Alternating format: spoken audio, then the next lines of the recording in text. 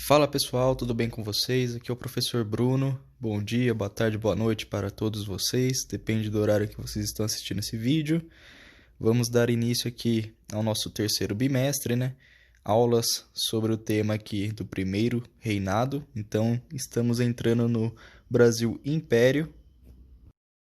Para isso, eu compreendo que vocês já têm um conhecimento prévio sobre a história do Brasil, principalmente em relação ao período colonial, né, do sistema colonial brasileiro, referente à vinda da corte portuguesa para o Brasil. Já trabalhamos isso no bimestre passado, então vocês já têm uma base para compreender um pouco da independência do Brasil, que nós vamos falar aqui, e a parte do primeiro reinado, né, durante o Império Brasileiro.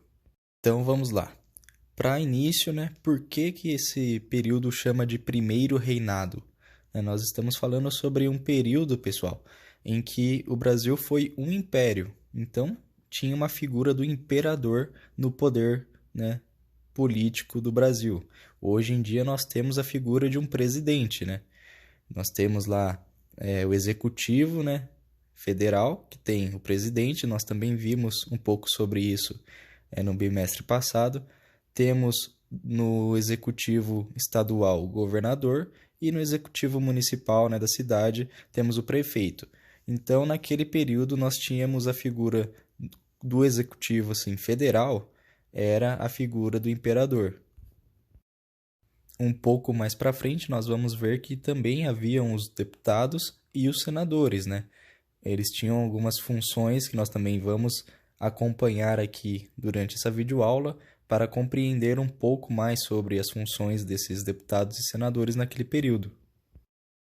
Portanto, respondendo à questão, né, por que esse período é conhecido como Primeiro Reinado, é justamente um período em que o Dom Pedro I ele governa o Brasil como imperador entre 7 de setembro de 1822, data em que foi proclamada a independência do Brasil, até 7 de abril de 1831, quando Dom Pedro I ele abdica do trono brasileiro. Mas como que nós vamos falar assim, Dom Pedro I virou o imperador brasileiro, né? Como que ele se tornou o imperador do Brasil? Isso acontece porque é uma treta bem interessante, né? Que cabe também a vocês irem pesquisar, né? Caso vocês tenham interesse, mas de forma bem resumida. Eu vou aqui falar para vocês. Lembram que a gente trabalhou no segundo bimestre, a família real ela vem para o Brasil, né? Nós vamos falar um pouquinho sobre isso também de novo mais para frente. E aí quando eles chegam aqui no Brasil, eles ficam um bom tempo aqui e acontece uma treta que eles têm que resolver lá em Portugal. Então a família real tem que voltar para Portugal, né? E para que eles, né, não perdessem aqui o poder, né, da colônia, que nesse momento já era um reino, né? Então o Brasil ele já tinha um status não mais de colônia, mas sim de reino. Então o Dom João VI, né, que era o rei de Portugal, ele deixa o filho dele aqui, né, Dom Pedro I, como se fosse um representante. Aí, até aí tudo bem. Só que mais para frente, pessoal, Portugal tenta continuar a controlar o Brasil à distância. Então, a figura do Dom Pedro I aqui no Brasil era só uma figura de representação da coroa portuguesa. Até que chega um momento que essa situação fica insustentável e Dom Pedro I rompe com a coroa portuguesa, vamos dizer assim, né? Então ele faz a proclamação aqui da independência, né, brasileira, e isso causa um descontentamento também na corte portuguesa, né, que já estava lá em Portugal. Mas nós vamos falar um pouco mais sobre isso mais à frente também. E aqui eu deixo uma indicação de filme para vocês, caso vocês tenham interesse.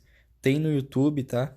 Tá completo no YouTube. Chama Independência ou Morte. É um filme brasileiro, excelente qualidade, tá bom?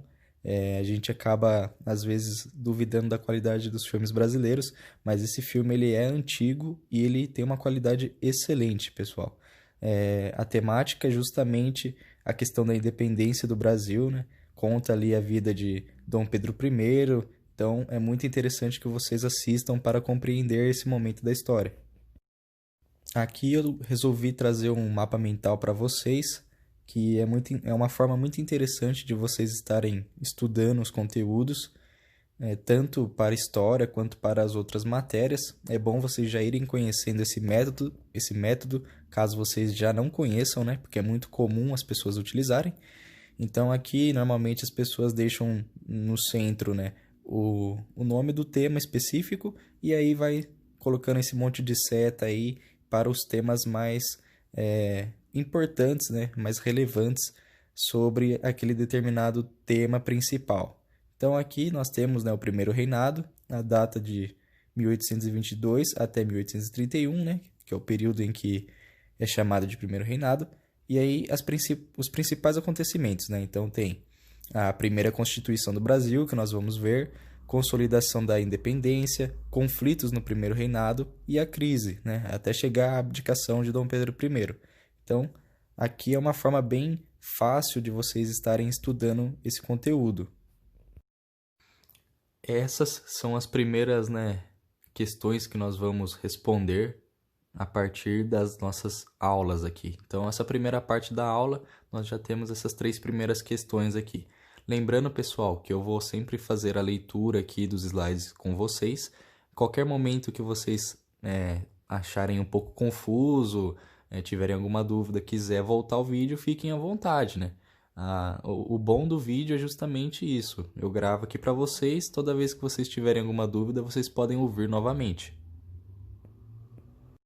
Então eu vou fazer a leitura aqui, vocês já têm acesso a essas questões, né? Já é para vocês terem aí, eu já devo ter enviado para vocês quando vocês estiverem assistindo esse vídeo. Então, após eu fazer a leitura aqui com vocês, nós iremos começar a responder a partir das aulas, né? Das partes aqui que eu vou enviar para vocês também. Primeira questão: quais foram os motivos que levaram à transferência da corte portuguesa para a colônia brasileira? Em sua opinião, essa transferência pode ser considerada uma fuga? Justifique. Então, de acordo com o texto, com a chegada da corte portuguesa ao Brasil, ocorreram muitas inovações na cidade do Rio de Janeiro. Após a leitura do texto, responda: quais foram as melhorias que aconteceram na cidade do Rio de Janeiro? E B. Essas condições melhoraram para toda a população? Justifique. A3. A partir do seu conhecimento sobre a atual situação da cidade do Rio de Janeiro, responda: A. Com o passar do tempo, as condições de vida dos mais pobres melhoraram no Rio de Janeiro? Justifique. E B. Faça uma análise e compare a situação dos cortiços citados no texto com as atuais favelas. Então, pessoal, só para fazer um apontamento, isso será frequente nas minhas atividades, tá bom? Vocês terão que fazer uma junção entre o texto que eu passei para vocês e o conhecimento que vocês já têm sobre o assunto. Aqui, por exemplo, vocês vão falar sobre o Rio de Janeiro. Claro que sempre vocês devem justificar a resposta, tá bom? Então, porque eu conheço através da televisão, por causa da internet, entenderam? Então, grande parte das perguntas que eu irei passar para vocês terá esse joguinho. Vocês irão interpretar a questão, né, a partir do texto que eu estou passando e da videoaula que eu estou aqui falando, mas também com base no que vocês já sabem. Então, vamos lá dar início falando sobre o Rio de Janeiro, né, que é a capital de Portugal. Como assim, né, professor? Rio de Janeiro, capital de Portugal? Por incrível que pareça, pessoal, de uma forma ou de outra, o Rio de Janeiro chegou a ser a capital de Portugal. Nós vamos entender o porquê aqui. Então, como nós já vimos no segundo bimestre, né? Eu vou aqui novamente dar uma pincelada sobre o tema, né? Porque as primeiras questões são sobre esse tema. Acontece um conflito, né? Uma crise política e militar na Europa. Então, de um lado, nós tínhamos o exército francês de Napoleão Bonaparte, que dominava o continente. E do outro lado, nós tínhamos a Inglaterra, né, com uma enorme armada, senhora dos mares, e ali bem influente ali no comecinho, desenvolvendo suas indústrias, né? Então, no meio desses dois gigantes estava Portugal, economicamente pobre, apesar de suas colônias, né? Que aqui no Brasil era colônia de Portugal. Chega um momento que o imperador francês, né, Napoleão Bonaparte, ele decretou então o bloqueio continental. E Portugal viu-se em um dilema, né? Ou escolhia aceitar esse bloqueio continental proposto por Napoleão, ou ia apoiar então a Inglaterra, né? E qual que era a ideia então desse bloqueio, né? É justamente o que está escrito na palavra, bloquear. Bloquear o quê? Qualquer tipo de relação que os países europeus poderiam ter com a Inglaterra, né? A intenção ali do imperador francês era de derrubar a Inglaterra sem ter uma guerra, né? Vamos dizer assim, deles propriamente invadir a Inglaterra, porque era muito complexo para que o imperador francês pudesse alcançar a Inglaterra ali. Nós vamos ver no mapa mais à frente por quê. Então Portugal decide o quê? Ao invés de se posicionar contra, né, o imperador francês, eles simplesmente fazem um acordo com a Inglaterra e acabam sendo, né, escoltados até a colônia brasileira. A gente não pode esquecer que não veio pouca gente, né, de Portugal para o Brasil. A gente tem que imaginar que nós estávamos no ano de 1807. Faz bastante tempo. E chegaram no Brasil do nada, assim, ó, cerca de 10 a 15 mil portugueses. Então essas pessoas eram as pessoas ali que faziam parte da corte portuguesa, né? Da família real e todos os mais próximos, né? Os funcionários ali mais próximos. Então, do nada chegou essa galera no Rio de Janeiro. Curiosamente, a família real portuguesa foi a primeira família real que saiu da Europa e veio até a América, né? E como o pessoal chegou sem avisar, sem nada, né? Na época a gente não tinha nenhum aplicativo de mensagens instantâneas. Então o pessoal chegou, 10, 15 mil pessoas de Portugal no Rio de Janeiro. E aquelas pessoas, né, que faziam parte da corte portuguesa queriam se acomodar em algum lugar. E como nós já sabemos, não havia moradia para toda aquela galera que tinha acabado de chegar no Rio de Janeiro. O jeito foi desalojar as famílias que ocupavam as melhores residências para que em seu lugar fossem acomodados os integrantes da corte. E esse acontecimento todo aí, pessoal, para muitos historiadores, foi o marco inicial dos eventos que forjaram as instituições, a cultura e a política brasileira. Então, como nós já sabemos também, o Brasil ele acaba sendo elevado ao status de Reino Unido, né, de Portugal, Brasil e Algarves. Rio de Janeiro foi nomeada a capital desse reino. Aqui nesse mapa, nós conseguimos ver todo o domínio português naquele período. Então, né, aqui nós temos todas as posses, né? Primeiro eu vou apontar aqui para vocês o território do Portugal. O país Portugal. É isso aqui, ó. Porém, eles tinham vários territórios, né, que são pequenas ilhas, porque eles iam, né, explorando os mares. Tem alguns territórios no continente africano, alguns pontos aqui onde hoje é a Índia e o território brasileiro, né? E no próximo slide tem um mapa um tamanho melhor aqui para ficar mais fácil a visualização. Esses são os territórios, né, que pertenciam a Portugal durante esse período que nós estamos estudando. Então, depois desse resumão aí para vocês relembrarem, né, o tema que nós estávamos trabalhando no segundo bimestre, vamos falar aqui sobre as inovações na cidade da corte. Então, a família real ela trouxe para o Rio de Janeiro o modo de vida europeu. A preocupação em mudar a imagem da sede da corte levou o governo a tomar uma série de medidas que transformaram a aparência e o cotidiano da cidade. Para vocês terem noção, a partir de agora, né, 1807, as ruas passam a ter iluminação e estradas foram construídas, né? Em 1808 criam-se a Imprensa Régia, o Real Horto, que é o atual Jardim Botânico, e o Banco do Brasil. Em 1810 foi fundada a Biblioteca Real, que é a atual Biblioteca Nacional, e em 1816 chegava ao Brasil a Missão Artística Francesa, que nós vamos ver com mais atenção um pouco para frente. Essa missão artística francesa tinha como objetivo, um dos objetivos, retratar como que era a sociedade brasileira naquele período. Então nós temos alguns artistas como o Nicolas Taunay e o Jean Debré. A cidade do Rio de Janeiro passou por um rápido crescimento urbano nesse período, mas, em contraste com o luxo da corte, as condições de vida da maior parte da população eram precárias. Não existia sistema de esgoto e de coleta de lixo. Por isso, o mau cheiro e as doenças faziam parte do cotidiano da cidade. Faltavam alimentos, água potável e moradia. Os mais atingidos eram os escravos e os libertos, que moravam geralmente em cortiços. Em 1886, pouquíssimo tempo antes do Império cair, nós vamos ver isso também mais para frente. Em 1886 foi encomendada uma obra que ela é muito conhecida, que é esse quadro que vocês estão vendo aí.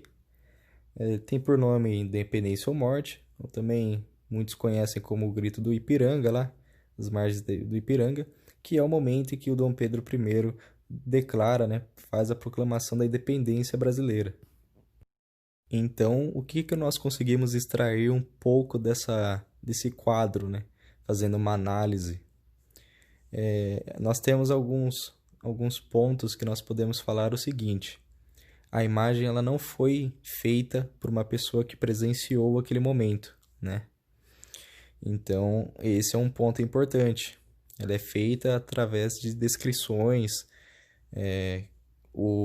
de como poderia ter acontecido, E o filme que eu citei para vocês como indicação, Independência ou Morte, ele traz a imagem, ele retrata, a partir ali do filme, como teria sido também, baseando-se no quadro, Então eu vou deixar um trecho aqui para vocês do filme Independência ou Morte, para que vocês assistam e tirem suas próprias conclusões sobre esse acontecimento. Isso é uma declaração de guerra. E ainda tem mais, Alteza. Exigem que Dom Pedro se submeta à simples condição de delegado das cortes de Lisboa. São determinações intoleráveis. Pretendem também nomear todos os nossos ministros e transferir para Portugal a sede do governo brasileiro. Isto é demais, senhor ministro.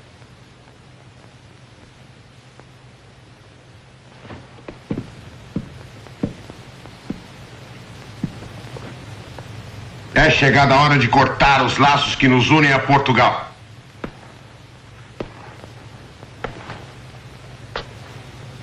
Tendes todo o meu apoio.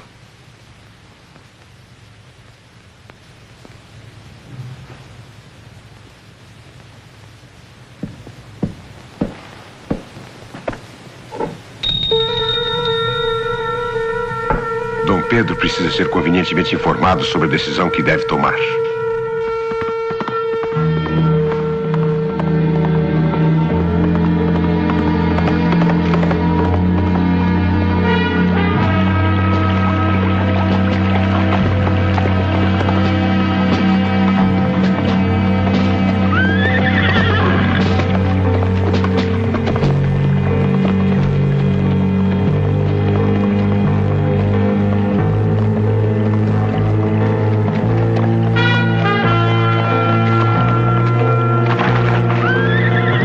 Felizmente estamos chegando, Alteza.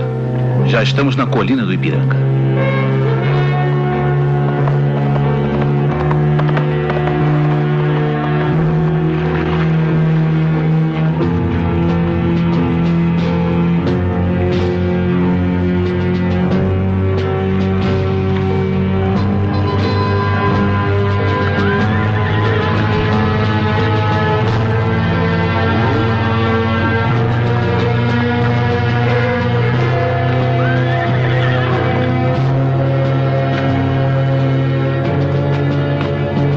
Da parte da princesa Dona Leopoldina e do senhor ministro José Bonifácio.